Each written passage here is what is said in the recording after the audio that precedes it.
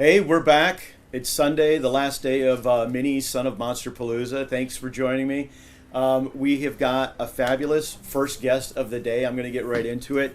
We have comedian, actor, writer, producer, and chief defender of the faith, Mr. Dana Gould. Hey, I'm so excited to have you. Thank you. It's like Monsterpalooza, but with a fresh, balmy scent. You can smell the mosquito. It doesn't smell like you just took the lid off the hamper. No, not at all. It's that new smell. It's that new Mini Palooza smell.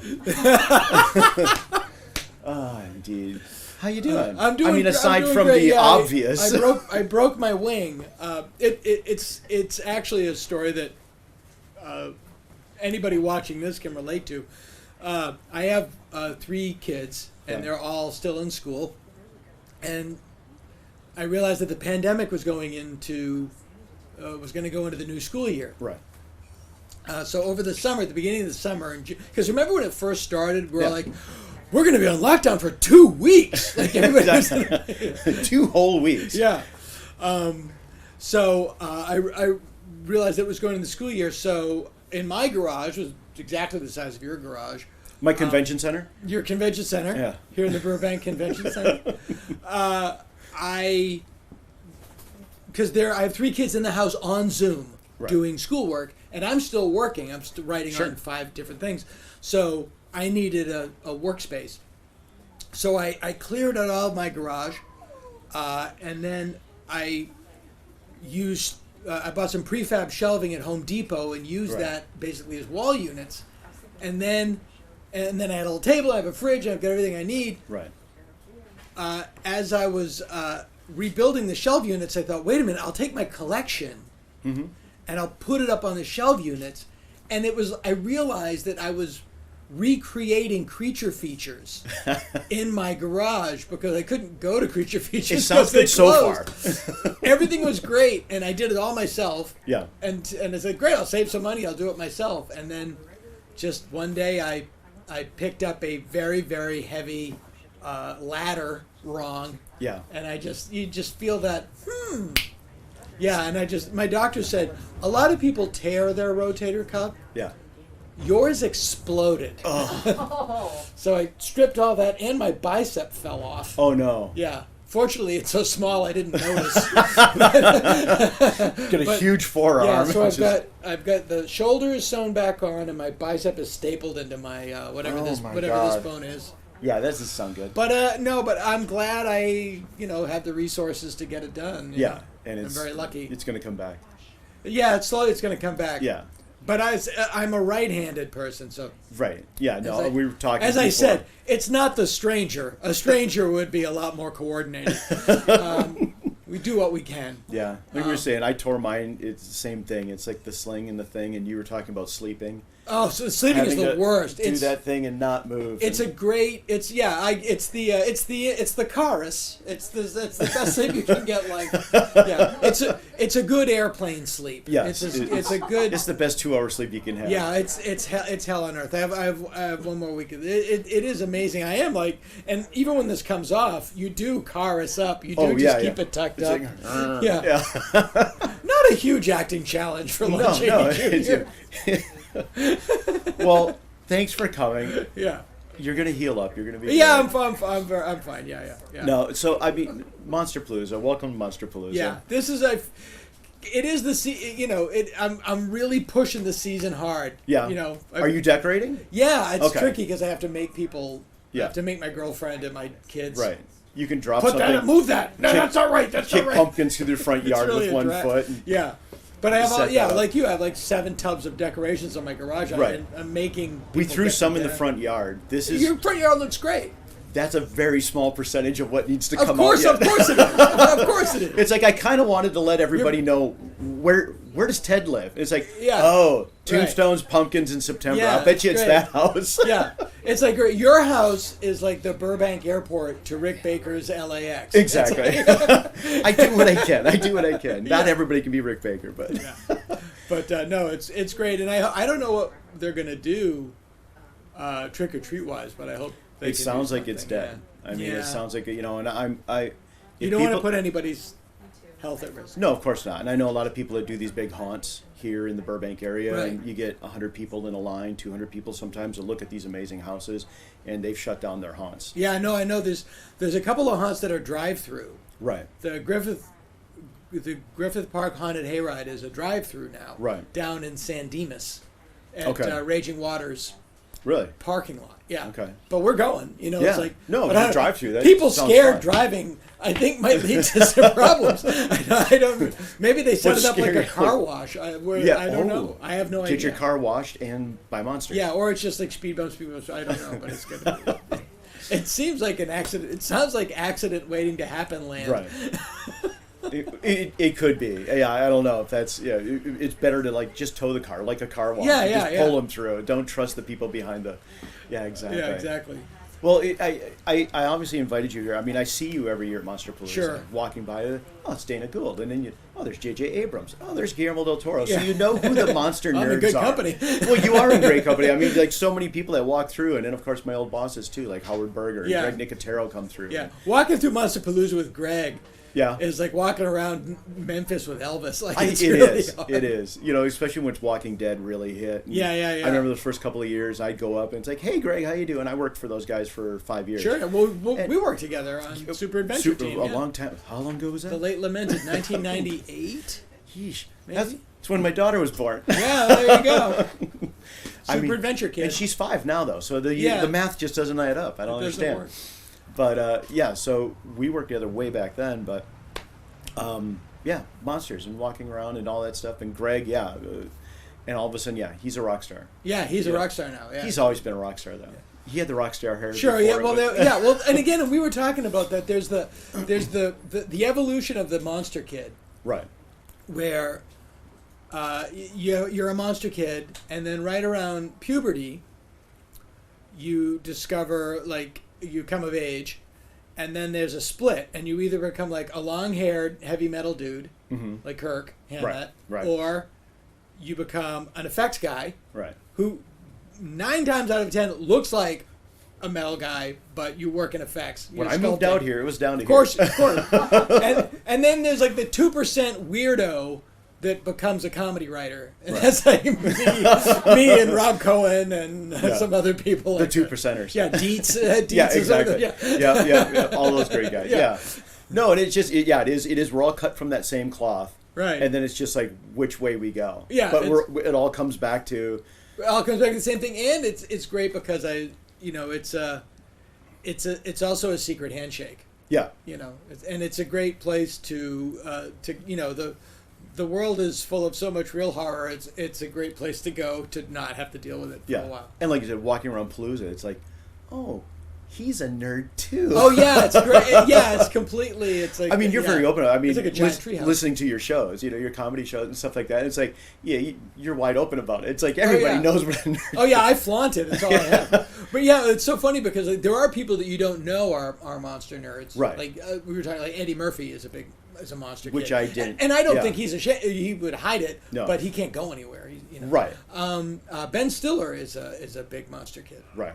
And then learning, like, other people, not that I know him, but like Mark Yeah. Hamill is a huge nerd for comic books. Yeah, and all yeah. that kind of stuff. Just finding out that it's like, oh yeah, I love all this stuff. Yeah, too. he loves all that stuff too. I had a weird. He's a nerd for his own stuff. Yeah. He's great. Years ago I did did comedy at the Saturn Awards. Okay. And at the time, I was still writing on The Simpsons, and I did stand up at the Saturn Awards, and it was right around Voyager, when there was just a little too much Star Trek, and I Can did there be too much Star Trek? Well, I felt it was getting watered Okay. down, and I just did a joke about like I was like, how many Star Treks are on, and then I forget what the joke was. It was like Star Trek Cops is coming out or something, and I could just see, and you never ever want to do this, is just look out in the audience and I see Robert Wise and Leonard Nimoy sitting at a table scowling. I felt awful. Crickets. Yeah, crickets. So later on in the week, I'm working at The Simpsons, and what I would do oftentimes during lunch is I would just drive to the Toys R Us at Pico and La Cienega and just touch nerd stuff, just to take a little get off the lot and Right. yeah. And so I'm in the Toys R Us down there, and I just hear, "Are you Dana?" And I turn around, and it's Mark Hamill. Really? And I go, I go, yeah. He goes, I'm Mark. I go, like, no kidding. Mark who? I'm sorry. But he saw me at the Saturn Awards, Sure. and we were talking about Vince, and we just sat there and talked about Vincent Price. Right. And I'm in this great conversation with Mark Hamill, who's the nicest guy on earth. And I had to go, like, I have to go back to work. I'm really sorry. Like, I couldn't talk to him all. He was saying that he loved Vincent Price. And he goes, like, I love Vincent Price because I did a Vincent Price bit. And he said, I met him, and I said that I loved The Tingler. And he went, isn't that a marvelous piece of rubbish? Perfect thing. Yeah. I remember I was on location one time. I can't remember where I was, in the middle of nowhere, sent by myself and Mike Deek. Do you know Mike Deek? I know who he is. Okay. Yeah. He was always talking about The Tingler, and I hadn't seen it. Growing up like that, it's insane. I had just missed it. I'm in my hotel room. I've got a day off, and The Tingler starts. And I pick up my phone and call Deke, and it's like, picks up, and he goes, you in trouble? Do you need something? What's wrong on set? I said, no, I got the day off. The Tingler's on TV. The Tingler I'm watching. He goes, hang up and watch it now and call me back. It's an LSD movie. It's crazy. It's insane. Did it have the one color shot?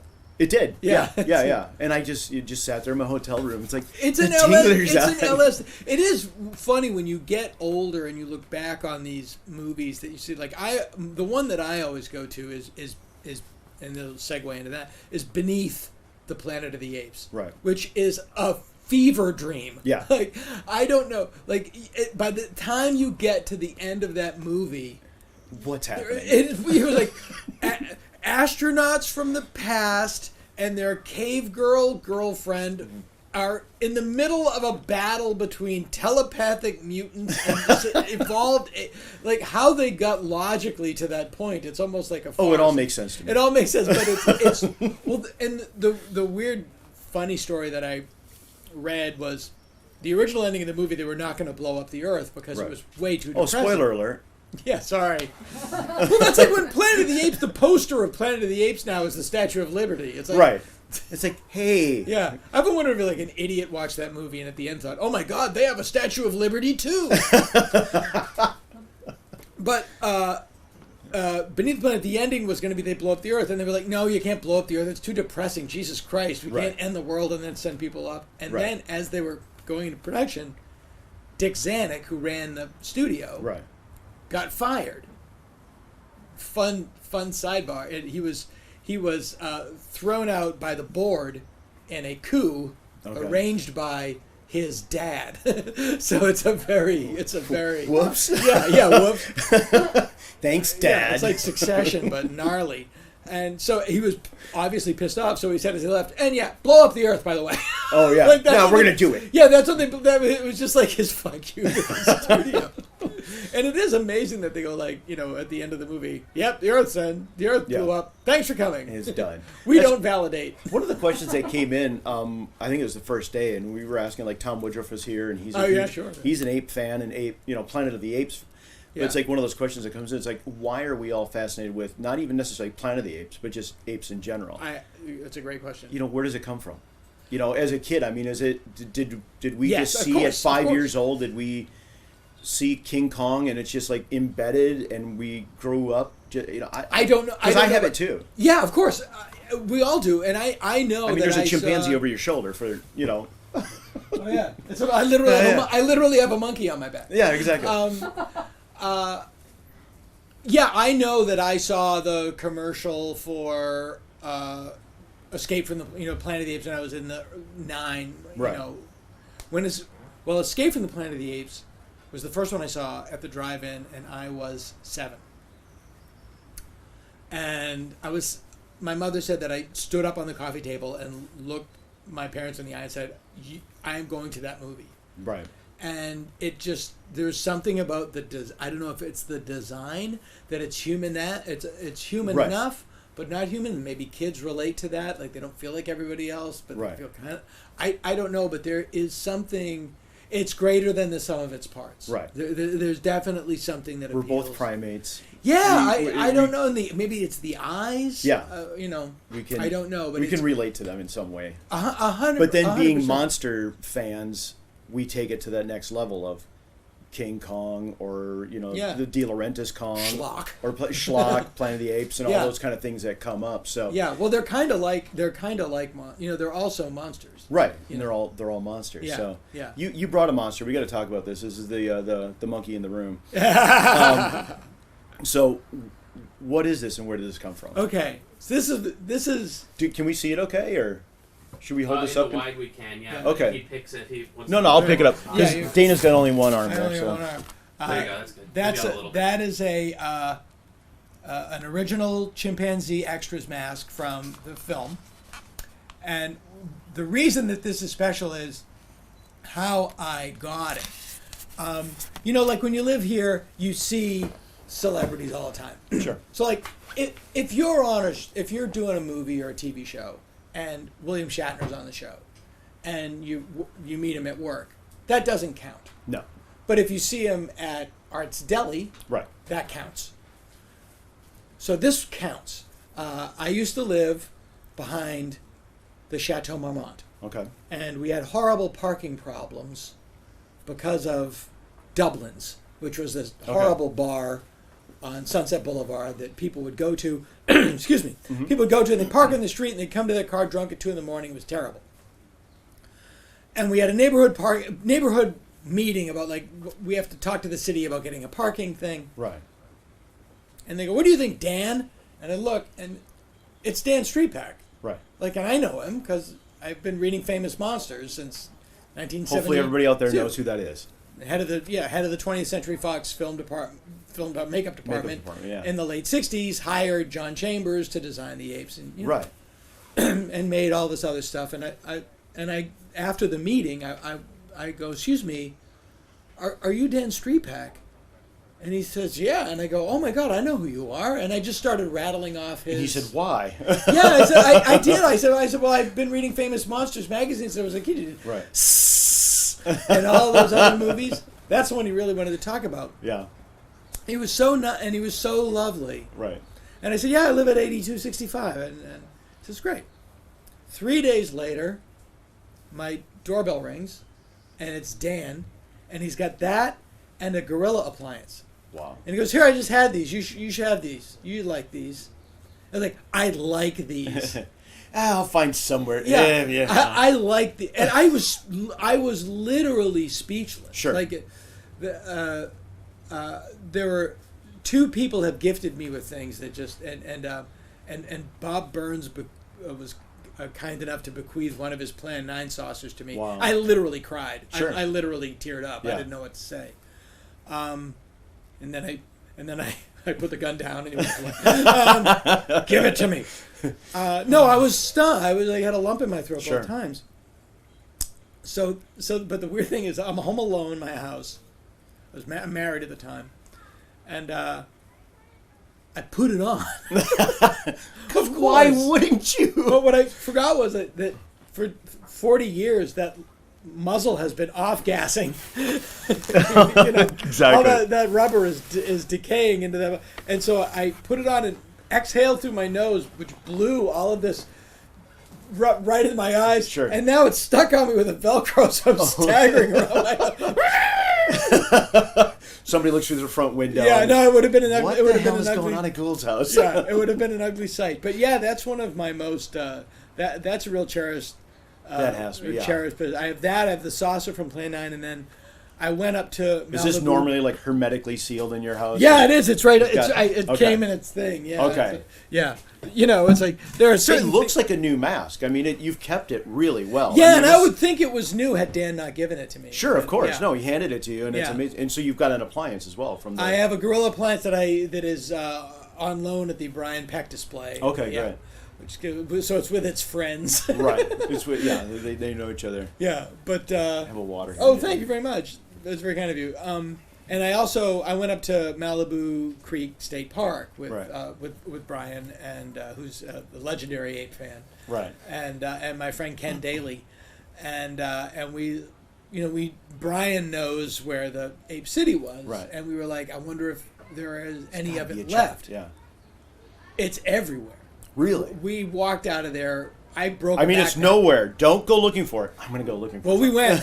I walked out of there with 35 pounds of Really? Ape City rubble in my backpack. And are you piece by piece trying to put it back together? No, I should have. Create one in the backyard. I would give it to people. Like when ape fans would come and do my podcast and stuff, I would give them a chunk of Ape City. I only have one left. Snap it off. But it has the rebar. It's just rebar, and it's very obvious. I've got friends that have gone up there, and it's like, there's a tangled something in there. I wonder how we could go up there and get. It's ubiquitous. Like you can't avoid it. Yeah. Right. If you go and you know where the amphitheater was. Right. You'll find it. Yeah, you're not looking if you don't find any. Hey, honey, guess where we're going? I can take it. And they're like, right over the hill is MASH. I don't care about MASH. Right. No, we hiked up to the MASH set along with David's dad a couple of years ago. Yeah. That was fun to see and all that. And sure. Tom and I were both kind of going, Ape City's right over the hill. There's Ape City. Frankenstein was up there. Frankenstein, we drove around the lake as well over there where they shot Frankenstein. Is that lake still there? Or yeah, is it, but it's all private and there's homes around, so you can't you get kicked off the. Right. What are you guys doing there? So. And also, Frankenstein is up there, and what I didn't forget, what I didn't realize, was that some of Dracula was shot at Vasquez Rocks. Really? Yeah. There's a scene in Dracula that. Now I gotta watch Dracula. Yeah, it's shot at Vasquez Rocks. You keep expecting the Gorn to come up. I've got to build a Gorn suit. Oh, well, that was the story I was going to tell. So I hope I'm not talking out of school, but Ben Stiller told me the story, and I'm gonna apologies if I'm betraying a confidence, but ask for forgiveness. Yeah. Ben owns the Gorn head. The original. Yeah. Wow. Yeah. Now you can do that when you're Ben Stiller. Of course you can. Yeah, and Ben is like hardcore Star Trek. Okay.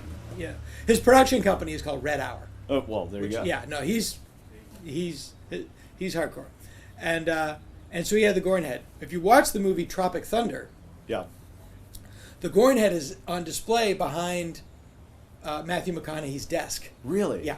How did I miss that? And I guess a prop guy or something like knocked it over and it damaged it a little bit. Oh no. And Ben told me like nothing on the shoot like threw me except that. And I had to be like, I'm just gonna be cool. I can get it fixed, I'm sure. Just gonna be, it's just like, I'll melt down later. Oh man, yeah. But I was like, oh man, I know exactly how you feel. Yeah. It's like dealing with that whole big production. But we lost all of yesterday's footage. That's fine. The Gorn head's ripped. How's my what? Well, yeah, exactly. Not the Gorn head. Yeah, no. If there was is there a prop that you would like? What is your Ark of the Covenant? Like, what is the thing that you would do? My wife laughs. You just said it. Oh, was it the? I am a huge Indiana Jones fan. Sure. So I mean, some of my collection is up I can past see, and behind the curtain as well. Yeah. And there's little things that I've collected that, are recastings and castings of this and casting. But if I found any original piece or could afford, a couple of years ago when it's like, one of the original hats or the whips went on sale, but it went on sale for $30,000 and probably sold for $1.2 million. Right. Something like that. It was just ridiculous. Any artifact like that or a Star Wars piece. Yeah. I've tried to collect little things from films or commercials I've worked on. Of course. I worked on the Patrick Warburton Tick. Right. And we built his suits at Steve Johnson's shop, and I've got one of the entire. That's great. I collected one of the raptor fingers from Jurassic Park. Oh, perfect. Yeah, that's the kind of that's stays on my shelf. Yeah, and you get it I'm really into Planet of the Apes, and I'm really into Plan 9. Right. Like in that whole kind of world, the tongue in cheek of Plan 9 and all that stuff. But I also have kids like you. I have I live with a woman. I have kids. it can't take over your. So I'm I have a couple things. I have a lot of stuff in storage. But I have a couple things. Right. I have the only apes thing I have in my house is I have a pre-production, a very good high-res copy of the pre-production painting of when the astronauts find the scarecrows in the Forbidden Zone. Yeah, it's art. That's art. And I have the chunk of Ape City, and that's it. Another piece of art. And I have the Plan 9 saucer and saucer from Ed Wood, the '94. Okay. The Burton film. I have those in little cases, Neat. and then. Scott, it's funny, I had a birthday party or something, and Scott Alexander, who wrote Ed Wood with Larry Karaszewski, they come in, they're friends, and they come in and Scott goes, oh, Your house is not as horrible as I thought it would be. See, now this is what I was afraid of, because I met my wife Alona like 6 years ago. I think we both worked at Legacy Effects. She was a costumer. I'm a costumer. Oh, okay. So you're a little indoctrinated. Yeah, so she is. But then, I have my big Christmas party every year, and I would invite everybody from the shop, and they would all come over, and I invited her, and I was obviously very interested in her. Yeah, sure. I think we'd been on one date maybe, and it's like, she's going to see my nerd room. Because I kept it very, it was in one room. I had an office that, it's like all my figures and collectibles and this and that, and we're all up like that, and it's like, well, is it going to make it or break it? Yeah. I know the feeling. The rest of the house was pretty normal, right? I'm looking at my daughter. Yeah. It was like, It's like it's like Diner when he gives her the sports quiz. It's the same exactly, thing. exactly. Right. Yeah, no, my girlfriend Kat, we watched. She'd never seen Apes, and we watched Planet Beneath, Escape, and Conquest. Okay. You don't need. And how did she take it? You don't need to see Battle. Oh, she's great. Her favorite. She liked Escape more than all of them, which kind of tracks. Because it's like a romantic comedy until the end. Until the end. When they go, how should we end this? I don't know. Shoot a baby? Yeah, okay. Perfect way. We blew up the world in the last one. Let's kill a baby in this one. And she was just like, what are they doing? She was like angry. But it was so funny. She's a great sport. She plays Vampira when we do Plan 9 remote. She played Nova in the... Which is coming up soon. Yeah, Plan 9 is coming up on October 29th. Go to sfsketchfest.com. I've got my ticket. Yep. Me. It's such a... David Keckner. It's Tim Meadows is doing it. Baron Vaughn is doing it. Great. We get a big cast. And... You're normally performing it where? Normally we do it at, we would have done it at the Marines Memorial Theater in San Francisco, but it's remote. Okay. So we're doing it on Zoom, but Bobcat Goldthwait's doing it. And, oh, wow. But what we're doing for Zoom, since it's Zoom, is like, well, how do we take advantage of the limitations of a Zoom screen? Sure. So we're doing it in black and white. And there's a really brilliant guy named Mike Carano, and he's one of my favorite follows on Instagram. Okay. Mike Carano, just a genius, and he does these little miniature short movies that are stop motion, and he's just hilarious. Like he's just so funny. And he's not a comedian, but he's funnier than any comedian I know. And he's doing miniature effects, so we're going to recreate the effects in miniature on Zoom. So he's going to be in his place. Yeah. Doing, and you'll cut to. Yeah, we'll cut to him, and it's going to be great. I'm really excited. It's really exciting. Yeah, it's really exciting. I can't wait for that. So Kat's a good sport and plays along with all that stuff. So we're watching Planet of the Apes, and she was obsessed with Nova, and she's like, "Well, what does Nova do?" Like, what do you mean? And she goes, "Well, does she help?" And I'm like, "No, she doesn't do anything." Had to think about for a second. Yeah. Never thought about what Nova does. She doesn't help at all. How does she progress the story? Yeah. She doesn't. She's the girl, and it's a limitation of the film for sure. But and when the first time he escapes, he just opens the door and she stands there. So he goes, "All right, later." He just takes off. Poor Nova. Yes, I introduced my wife to the movie several years ago, and we saw it in the theater when they released it, and of course had the was it TMZ? TMZ. No, not TMZ. Was it American Movie Classics? TCM. Turner Classic Movies. Yeah, Ben Mankiewicz interviewed Dr. Zayas. Dr. And they did Zayas. Fathom Events. Yes. Yeah. And you're very good friends with Dr. Zayas. I'm very close with Dr. Zayas. I can arrange personal appearances with Dr. Zayas. So how did the Dr. Zayas thing start with you? It's a really... Oh, yeah, this I can plug this. So when I was a writer on the Ben Stiller Show in 1992, I pitched an idea. Let's do Planet of the Apes, the musical, as a bit. This is before The Simpsons. Why wouldn't you? And as a commercial, like, if Hamilton's coming to town, they go and just clips. Yeah. And I thought that'd be really funny. And then later in the show, we'll do, from the producers of Planet of the Apes, the musical, it's, Hal Holbrook is Dr. Zayas as Mark Twain tonight. And it was Dr. Zayas doing Mark Twain tonight. And they were both just fake commercials, because that was the type of show. The show got canceled before we could do it. Now, granted, I only pitched bit because I bit, wanted yeah. to do the makeup. I wanted Right. to be in the makeup. I That's just all. wanted to have the makeup on, Yeah, so that's let's all- write a bit yeah, that's all around you me do. getting Of makeup course. on. Of course, that's all that But is. see, I want an Ark of the Covenant, so Yeah. let's try to figure out a way for Yeah. me to get Ark. The first episode of The Simpsons I wrote REM into it because I Right. wanted to meet REM. Guess what? I did. There you go. It was great. It was super cool. So years go by, and John Hodgman finds this thing of like the actor playing. He was actually the guy playing Dr. Honorius, James Daly, reading Mark Twain. Okay. Biography on the set, just a weird picture, and he did this whole thing about, can somebody out there in the internet, it was kind of like an internet prank, get me Dr. Zayas doing Mark Twain. Yeah. And this is, it's like 5-6 years ago. It was like 2010 or 11. And so it's a long time after Ben Stiller. And we were talking on the phone about something totally unrelated. He's just a buddy of mine, and I said, that's funny. I wrote that sketch 20 years ago.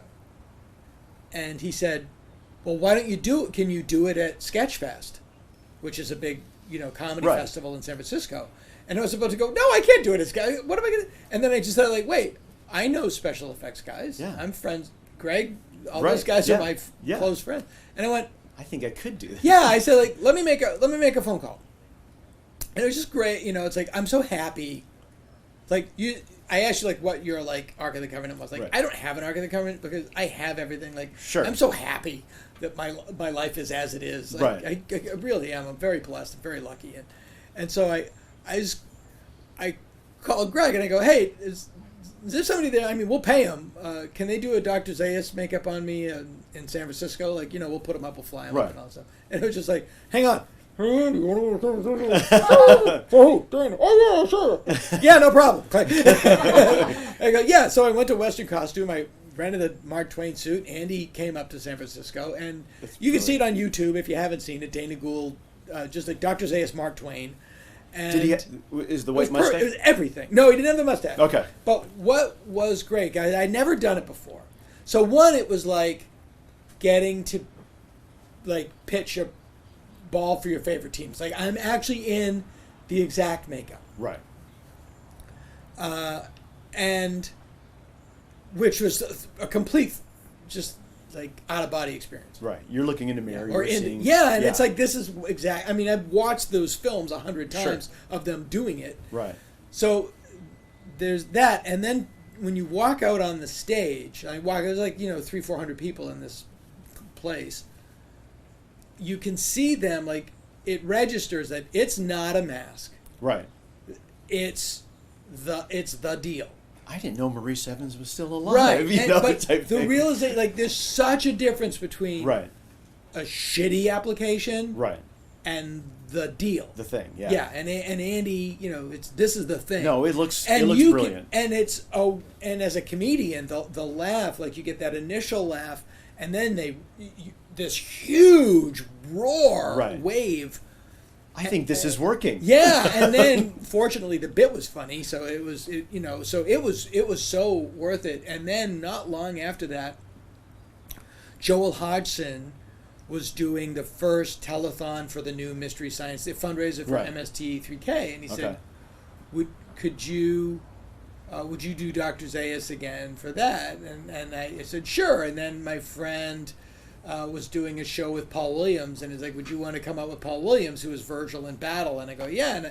And I did, William Shatner is Dr. Zayas, reciting "'Twas the Night Before Christmas," and then it just snowballed, and then Ben Mankiewicz saw it and said, "Hey, could I interview you for Fathom Events?" So it snowballed into this weird side career that I have doing Dr. Zayas appearances. At what point does the side career start to creep up? Well, we're trying to do a talk show that we are going to do, and it will be on YouTube, and you will be able to see it soon, because he's developed a very funny sort of character. He's kind of like Sammy Davis Jr. He's just a big name dropper, Right? And he talks about being in show business. And the character's just trapped in the 70s. Yeah, it's very 90s. like, Yeah, it's like to me that's Like, I said it when I was watching talk shows as a kid, and Right. you know, Orson Welles would go on Merv Griffin and talk about, yeah, do you know Joanne Worley? She grows her own radishes, and they are exquisite. You know, like, I love that sort of celebrity name dropper. So that's Right. for yeah. I mean, it was you the know. Tonight Show. All when I was a kid, that was the big deal. Friday Yes. night, we got to stay up late, Yeah. watch Johnny Carson. I love Johnny Carson. Yeah, when I was a me kid. too, yeah. And nobody know. My daughter probably doesn't know. I mean, I've forced her to watch a couple of Johnny Carsons, but Yeah, I know you can't explain it to people. It was like It's just there were watching only 3 channels. Buddy Hackett come by. Yeah, and Burt Don Reynolds Rickles and come by, Rickles break and, a cigarette case. And Oh stuff yeah, like that. just yeah. Yeah, so he's stuck in the 70s, like, you know, Elkie Summer once. You know, yeah. What is it? It was a line like, I went to a seafood, all you can eat seafood. It was Mike Farrell was having a fundraiser, and I had to go because I lived next door to him, and if I didn't go, I'd hear it for the rest of my life. Good backgammon player, though. Anyway, I go to the seafood. I haven't seen that many crabs since Elkie Summer's hot tub party. I'm kidding. She knows I'm kidding. She knows I'm kidding. You know, it's that No, kind of stuff. when you were kind of developing the voice for him, I mean, it was Yeah. just I'm just doing. you're just doing Maurice Evans. Well, kind of, yeah. But the weird thing your is, take on yeah, the weird thing is, I just did it. We did a commercial to raise money for Act Blue, which is help flip the Senate. right. And I did it as Zayas, and my girlfriend played Nova. She was much more helpful than Nova. Oh, okay, good. Did she have a voice? No, yeah, she does. She does talk, and it's very funny in the commercial. Nova She- speaks. Yeah, she speaks, and I go, Nova, you don't talk. And she goes, no, doctor, you don't listen. But the minute I get the appliance on, my voice changes. Right. I don't do it intentionally. The minute it goes on, I'm like, honey, do you know where my soda is? Yeah. And here's the weird thing about the makeup that you wouldn't know. You have dry mouth all day. Because you're Because you can't breathe through your nose. Sure. Really. And so you're breathing through your mouth. So you Right. have terrible dry mouth all day. That's just one of those weird. blacks out your teeth. Black side. That's the first thing they do. Sure. And Black I out the said to Andy, and you know, we're looking for shortcuts. Why don't we get Invisalign? denture And- or covers, yeah. Yeah, and just paint them black and stick them on. And did he just and go? that'll be a good shortcut. He's like, great. And then Why didn't we think about yeah, that earlier? and then for the hands, it's like you don't want to do gloves because you can tell they're gloves, right. but fingerless gloves. Right. Like then we just do the fingers because the one problem when I have the makeup is that the hair on the hand always comes off. Sure. So like let's make hands that are fingerless gloves and kind of streamline it. The past 2 times I've done the makeup, I applied it myself Okay. with Andy on Zoom. So you really Because turning of- into Hal Oh. Holbrook. I am. As 'cause he but did- I don't want to do it myself. I Right. want Andy to do it. How do you feel? I mean, had you had makeup on a Terrified. lot when you did it yourself, or before you did Dr. Zayas? How much makeup had you worn before? I had a lot. I mean, I would always put myself in the position where I could do it. The best story I had was it was 2010, and I was doing a pilot for ABC that I was starring in, and it didn't go. As I've said, I've had my hand in more failed pilots than an Air Force proctologist. but thank you. It took a moment. It took a moment. I got it. Those are the best ones. Long story longer, Greg was doing United Monster Talent Agency. Yeah. And he said, hey, I want you to be in this movie. I was like, that's our pilot week. I can't. Right. I've written and I'm starring in a pilot. He goes, I wanted you to play the Wolfman, and we're going to do like a Jack Pierce transformation. I was like, Guess what? I'm available. no, I did. And I literally like moved I put a dead day in our Sure. tape week, which was, I could only do because and I had to lie as to why. Disney has the money. But there was no way I wasn't doing that. Right. You know, there was no way I wasn't doing that. And this is true. So it was great. You know, Howard did the makeup because Okay. Greg was directing. It was the first thing Greg ever directed. Right. No, I love it. If Yeah, you it's guys, great. it's on YouTube. You can find it. Yeah. And I'm not Zayas in that. Andy is Zayas in that. That's how Oh, I knew to talk to him. To for talk the to other him. thing. Yeah. But I did it. I tried to do Lon's voice. I was really doing Gregory Peck. And and then, but there's a lot of hair, and there's a lot of hair. It gets in your mouth, and Right. so they took it out. But as I've always said, the best shower I ever had in my life was in Howard Berger's office. Because he had a shower up in his bathroom in his office. And after getting that makeup off and he did the hot towel, he's like, you can shower up there. That was getting out of that Wolfman makeup was the hair and the stuff. Yeah. I haven't had a makeup on in a long time. I mean, I used to do it as a kid. I'd be Did you up have there- the Dick Smith book? of course I did. Yeah, me I had too, the yeah. Dick Smith, all that stuff, but just would spend so much time up in the bath, just latex and tissue and cotton and yeah. crepe hair and all that kind of stuff. Sure, yeah. Hours in bed. One of the last times I had makeup put on myself, for a commercial or whatever like Right. that, just that feeling of the glue going on, and I was just like, oh, I remember this, and because I did it on myself, but now Sure. I get to do it to other people. And Yeah. You don't do it on yourself that much anymore, and it's just like, it was such a weird. It's like, I don't know if I could hack this like every day doing the. No, As a performer, having I it know. put on. Like the interesting thing about the apes makeup is the real genius of John Chambers. And by the way, if you haven't seen the documentary Making Apes, I'm sure it's so good. Several times. I literally got an email this morning from my friend Andy Gordon, who's just a TV writer, and he was just, I haven't talked to him in years. He's a really good friend of mine. And apparently not. But he emailed me and said, last night we were watching this documentary called Making Apes, and I was thinking, I wonder if Dana has seen this, and then of course you're in it. You're in it. So, of course you're in it. Yeah. Everybody pops up at that. And it's Yeah. like, Those guys, Berman was such a great guy. yeah. But what's amazing about the design of that makeup is how much of the real person is there. Yeah, there's a lot of... This is you. This is, it's like, he really, and you can tell because clearly the design of helping soldiers, which is how he got his start, Right. really working, not covering up the face, but working with the face. With the face, Yeah, that was the Make real, you still look like you. yeah, the real genius of that. Right, because somehow or another, Maurice Evans, Roddy McDowell, all those Yeah. people, they come out. You see... Absolutely. You see yeah. that actor. You know who that is. I was always wondering about, I think it was The Grinch, which was Rick. Right. Whereas everything, including contact lenses, how to survive that every day is quite a chore. I mean... Karloff, and he was in his 40s, wasn't he, when he started? Yeah. Yeah. No, and I think of all those guys, just those makers like Ron Perlman doing Beauty and the Beast for all those seasons, doing Hellboy day after day after day. And everything is red. Yeah. You go home, everything you touch is Yeah, red. exactly. No, it's really, but there's nothing like. So you've put it on yourself though now. Yeah, I've done it twice myself with Andy. I couldn't do it alone. Right. Andy literally talks me through it. Right. Like the end of Airport 75. The eyebrows To your end up left. a little bit like this, or Yeah, no, I mean they've all been good enough. Right.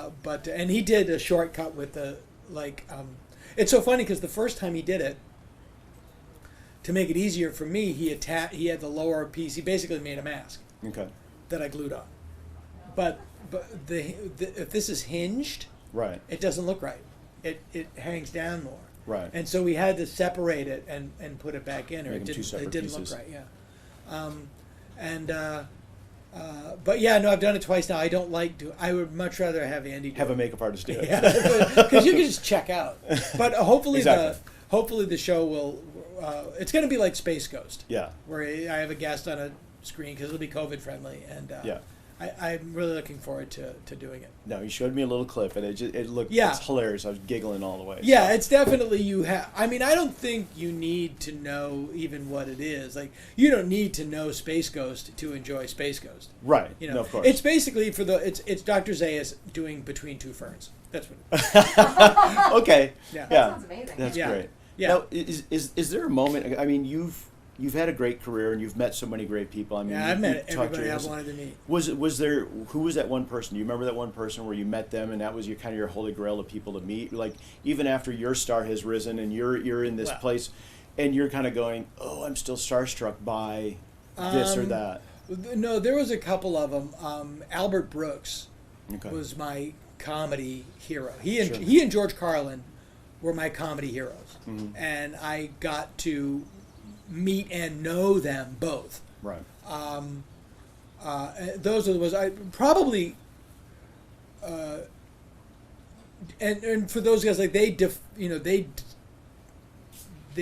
was like, for me, meeting those guys is like Keith Richards meeting Muddy Waters or somebody like that. Sure. It's just like, oh, I do what you do, only I just copied you. Right. But it's everything I do. Right. Yeah. That's what it was like, and the Albert story was great because I'd met Albert a couple of times. He was friends with Janine Garofalo, and I'm very good friends with Janine, and met him at a comedy festival. But always, like, to me, like, Albert is the comedian's comedian. Like, the average person, like, broadcast news, like, they kind of remember him. Right. But for comedy people, he's on Mount Rushmore. Right. And so I'm at a Simpsons party, and he's there, and I'm kind of like just sneaking peeks at him across the room. And finally he locks eyes with me and he goes, "Hi, Dana." Huh. And because and that to me kind of like knocked me. He came to you. Yeah, well, he knew who I was. Sure. That knocked me for a loop. No, and that's fun when they come to you and they Yeah. know who you are. Or, Yeah. It's that inclusion of like, oh, I'm in a club. Yeah, there's a lot of people like on this, like I met him through this, I met Elvis Costello, which was huge for me. Right. Meeting Mark Hamill, and just like meeting like I know Greg Nicotero, I know John Landis, I know like these people that have just defined my sensibility Right. and the things that I love, and they're all great.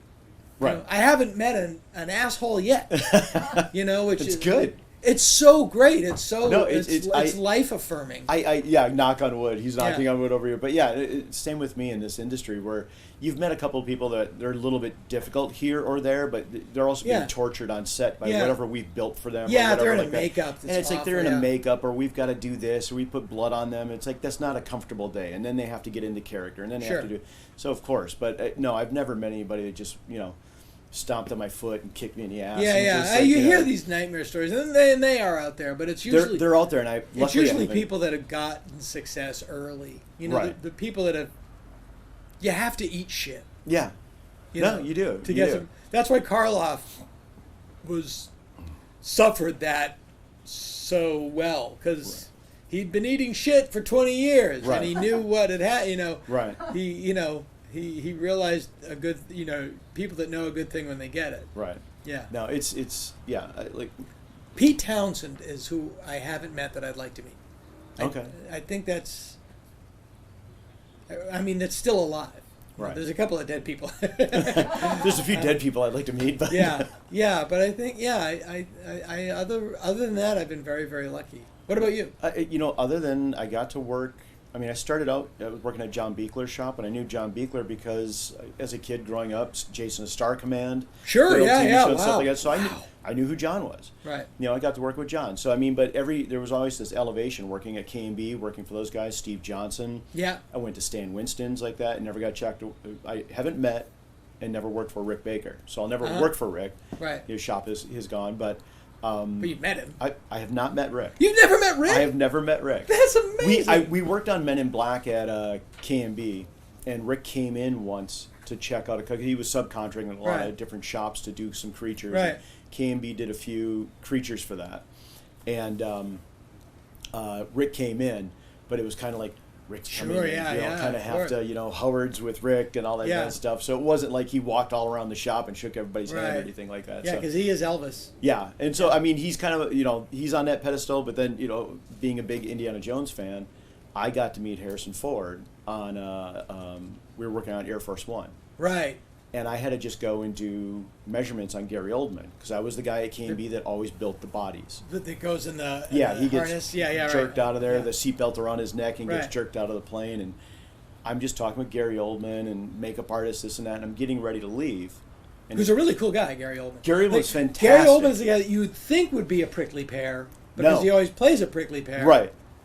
Couldn't be nicer. Doing measurements on him, like ankle and writing and this and writing, and all of a sudden I go up to get my notepad, and it's gone. And Gary's just standing there. Oh no, just give me the next measurement. I've got this like that. And, okay, now my knee and now the lower thigh, and my elbow and all this stuff. And he was just perfect. But, he's great. Talking with him, and then Harrison Ford comes walking up.